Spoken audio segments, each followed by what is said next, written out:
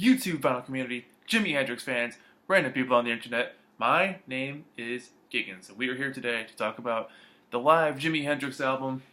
Check this out, Machine Gun, the Fillmore East first show, 12/31/1969.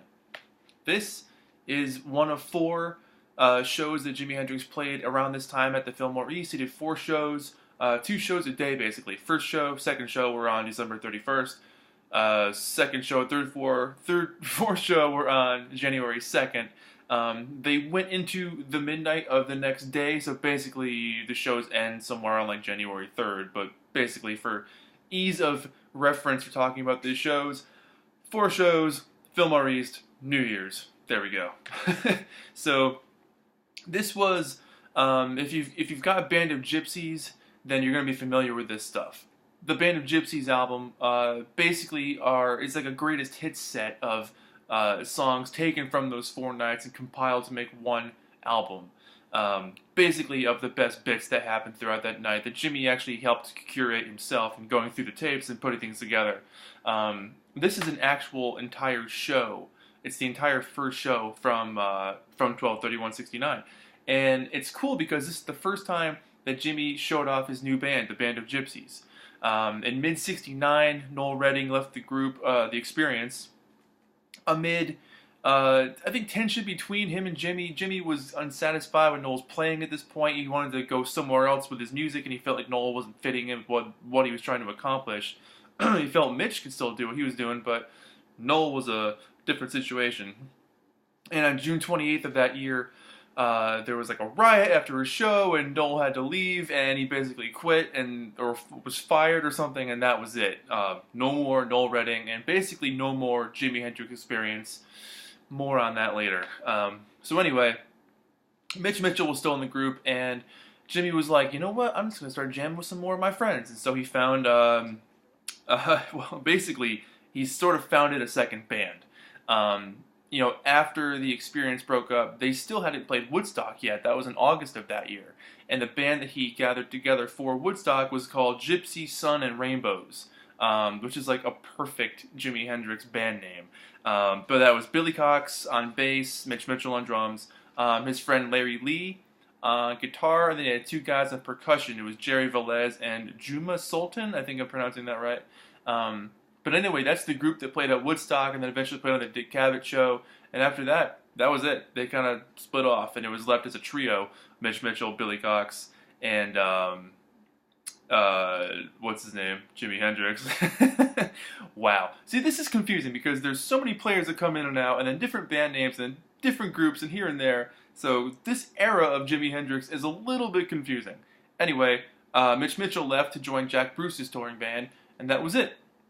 So Jimi was like, you know what, I'm just going to start jamming with my other friends. My good friend Buddy Miles from the Electric Flag, he played on Electric Ladyland on one song. He played on Rainy Day, and Still Dreaming, Still Raining, Still Dreaming. So he called him up. They started jamming, the 3 of them, and they kind of liked what they heard. It was a different feel, different drum patterns, different bass rhythms. And Jimi was inspired by that. And so they went with this. Also, during this time, Jimi contractually owed an album to an ex-manager named Ed Chalpin, and PPX Enterprises, and for Capitol Records, basically, who he was not on that label, but he owed them a record, basically. And so, throughout 1969, he recorded a bunch of stuff, either with The Experience, and then eventually with the Band of Gypsys, and nothing came from it, and eventually the contract got, like, thrown out the window, and nothing came of it. But basically, to appease the U.S. market, Smash Hits was released in America with a couple different tracks that were recorded with I think either with The Experience or with a very early version of Gypsy, Sun and Rainbows. Again, shaky, because he was constantly in the studio, constantly playing with people, constantly doing something. That's why we have all these reissue albums and posthumous releases, because he was constantly doing something. I think one of the most busiest guys in rock and roll, Jimi Hendrix. So they got together, they rehearsed for most of December to get ready for these shows. They rehearsed for like 12 hours a day at some point during like the week leading up to the first show. And they rehearsed at Juggy Sound Studios and recorded some demos at the record plant in New York City to warm up for these shows. So we come to this. This is the entire first show, and it's an absolute smash. I mean, if you're a fan of the Band of Gypsys feel, you're going to like this. And there is a difference between the Experience and the Band of Gypsys, and the fact that the drums on Band of Gypsys and this album are much more rooted in a groove-oriented feel. The bass is a little more in a groove feel as well, whereas in the Experience, it was much more about loud, psychedelic, fast, playing with different rhythms, of course, too, but it was much more looser feel. It was much more looser rock and roll kind of vibe. And with the Band of Gypsys, that focus changed. And I think that works well because his songwriting was changed. We have, Message of Love, Power of Soul, Earth Blues, Burning Desire. Like, there was a whole new wave. He was going somewhere else, like Valleys of Neptune. Like, he was going somewhere else with his music, and he needed the crew to help him out with that. And that was the Band of Gypsys for a little bit. So, anyway, let's jump into this thing. The first track on this thing is Power of Soul, and I think it's an excellent opener. I mean, it's on Band of Gypsys, but this version I think is really great. I love the chorus, that whole like hypnotic, with the power of soul, anything is possible. Like, for me, that's very like a love supreme, a love supreme. Like, it's got this hypnotic element to it. It's almost like you're being hypnotized into feeling like, yeah, all right, yeah, the power of soul, anything is possible. Like, okay, I'm on board, Jimmy. That sounds cool. Just a great groove, and that's I'm gonna say that a lot for most of this album because there are some killer drum beats on this thing and real smooth bass. Lover Man, this song was a song that was also done by The Experience, and also for most of these shows, Jimmy tried to stay away from The Experience songs, but after a couple of shows in, he realized that the audience was kind of like, what's going on? We're not hearing Purple Haze. What's happening here? Because The Experience was never announced that they broke up. All of a sudden, Jimmy walks on stage and this guy says, Jimi Hendrix and a Band of Gypsys, and people are like, okay, all right, where's Noel? And so he's got this new group, all new songs, and people were kind of like, all right, we'll see where this goes. 2-3 shows in, he's starting to throw in Stone Free, Purple Haze, Voodoo Child, basically to make the audience happy, which they did react that way. So Lover Man was an older song. It had been done with The Experience. It was here again, too. I really love the up-tempo hi-hat on that song. Just real powerful, plodding hi-hat sound. Hear My Train A-Comin'. This is probably one of my favorite versions of this song, which has been done a million times by Jimi Hendrix.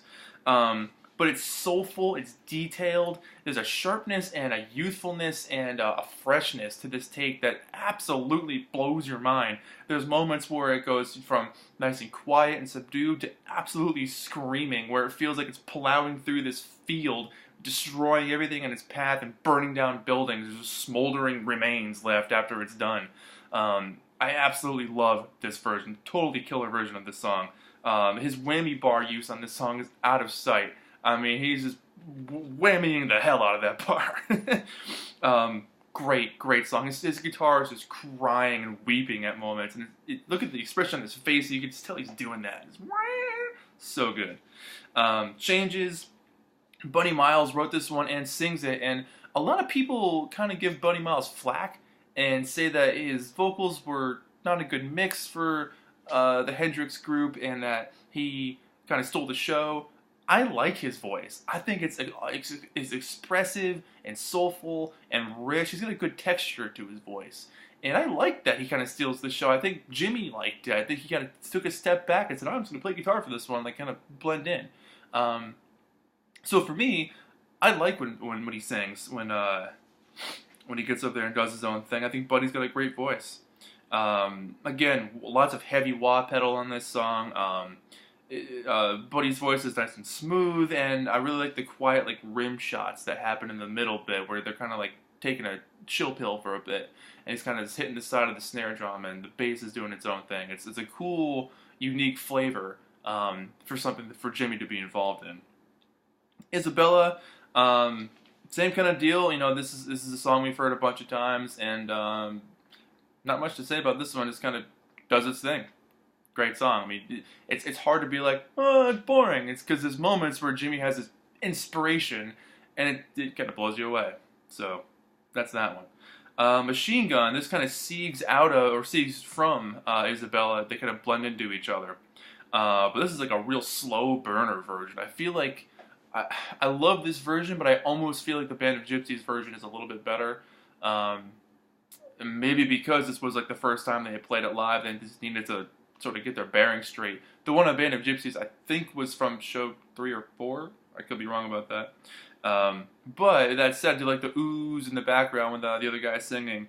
And, you know, it's one of those songs that just builds up over and over again, keeps your attention, and the drums doing the whole like machine gun sound, and then the bass is a very cool descending stop rhythm riff that's like so classic Jimmy.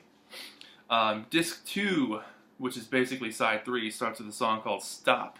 And this is a cover of a song by a guy called Howard Tate, which he put out the song in 1968. I absolutely love this song. I think it's so freaking cool. Like the whole stop and start musical riff, you know, playing against each other. Jimmy and Buddy have this like trade-off vocal thing in the beginning. And again, this real smooth groove comes out. And I love the breaks in their vocal harmonies and Billy screaming at the end. And there's a part at the end where the drums keep going and the guitars stop. So it's got this cool like flow, but then the drums keep going and the guitars stop. And it kind of reminds me of what was it, You'll Never Do It Baby from The Pretty Things. It's kind of got that flow to it at the end. I love that song. I think that's a great freaking song, man. Easy Rider, apparently this was inspired by the movie Easy Rider for the song title anyway. But sharp guitars, soulful, fun playing, good stuff. Bleeding Heart. This version is like a real slow jam version compared to the one that's on, it's a studio take, but the one on Valleys of Neptune. I think I like that version a little bit better. I can totally appreciate this one.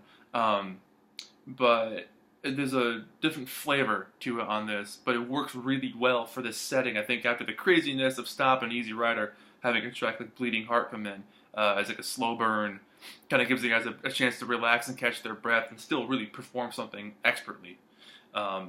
Track 4, we got 2 songs, Earth Blues and Burning Desire, and this might be my favorite side. I keep returning to this side over and over again, playing it over and over again. I love the song Earth Blues. You know, that came out on People, Hell, and Angels on his last album, that one.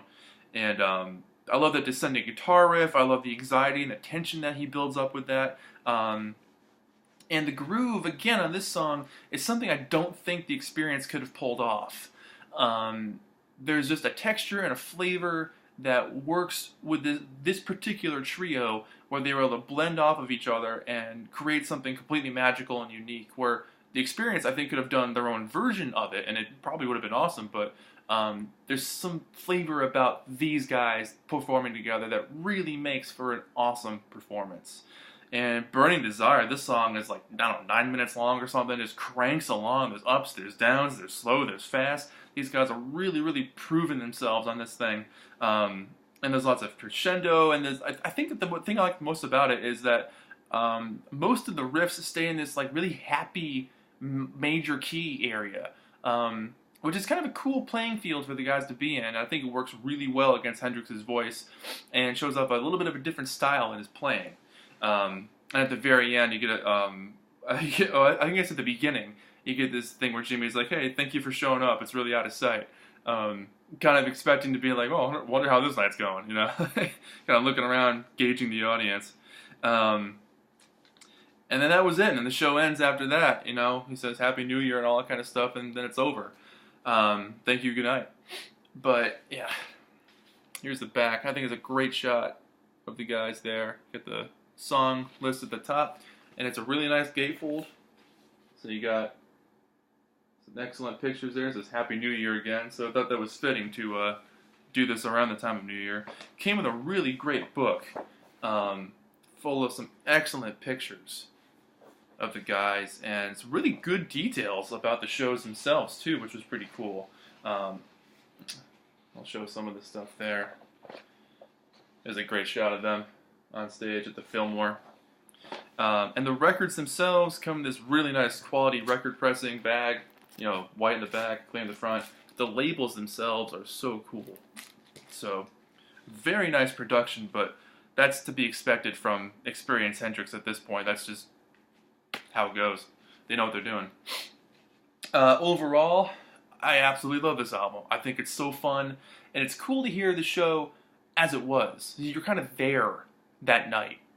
Um, Band of Gypsys played a few more shows after this. I think up until the end of January of '70, and then eventually, I think that was at Madison Square Garden, and something happened. And the manager basically fired Billy Cox after the show, saying he didn't like his bass playing or something, or someone wasn't happy with what was going on, and that kind of ended Band of Gypsys. And then Mitch Mitchell returned later on, and there was a whole campaign to start the new experience, the new Jimi Hendrix experience, but they were going to be called Cry of Love instead. So like it gets funky again with who's in the band, what the title of the band is, what they're recording, what's being released, what's Jimmy in charge of. So it's difficult to keep track of, but for those of you Jimi Hendrix fans who have been studying this for years, you're probably on top of this way more than I am. I'm not new to this, but maybe not as detail-oriented as you guys might be. That being said, I love this album. I think it's an absolute smash. It's fun to put on. He's just rocking and rolling. It's Jimi Hendrix, man. Like, there's nothing bad about his stuff. Like, he's just got great music. His playing is always soulful and from the heart, and you know it's him. He's got that flavor, that sound, that texture. The way he hits the strings, the way he bends them, the use of the whammy bar, his excellent vocals. I think his vocals were super sharp and on point on this thing. And I like this trio. I like the sound, I like the feel, I like the other guys' improvisations, I like the way they sing with him or take over completely on the vocals or show off their own songs. So, a lot of people say that they don't like that stuff. I think it's fun. We have a lot of experienced stuff. It's kind of cool to see Jimmy playing with different textures and with different people and seeing what can happen. Why not? It's Jimi Hendrix, man. If I had to rate this thing, I'd probably give it like an 8 or 9 out of 10. I think it's awesome. Maybe I wouldn't go higher because it doesn't have a Purple Haze or Are You Experienced or something on it. So maybe if it did, I'd give it a little bit of a higher score. But as it is, I absolutely love it. I love the packaging, love the artwork, love the detail that went into this thing. And the mastering of it, the sound of it is very sharp and very crisp. Excellent mix of this thing. The drums are tight and punchy, the bass is round and smooth, and the guitars are nice and heavy and rock riffy. Rock riffy. That's a word I just made up. When your guitar is rock riffy, you know you sound like Jimi Hendrix. So, that's it.